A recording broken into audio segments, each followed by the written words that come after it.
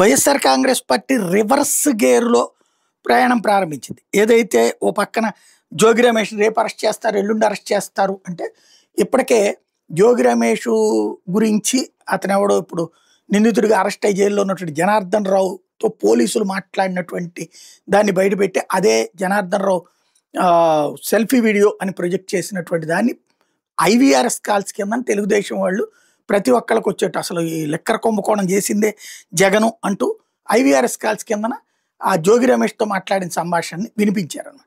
దాని మీద ఇప్పుడు వైఎస్ఆర్ కాంగ్రెస్ పార్టీ నాయకులు వెళ్ళి డీజీపీని కలిసి, మీరు చెప్తున్నారు కదా చట్టపరంగా తప్పు చేసే వాళ్ళని ఎవరిని వదిలిపెట్టమని, ఇదిగో ఇట్లాంటి తప్పుడు ప్రచారం చేస్తున్నారు, చర్యలు తీసుకోండి అని రివర్స్‌లో కంప్లైంట్ చేశారు.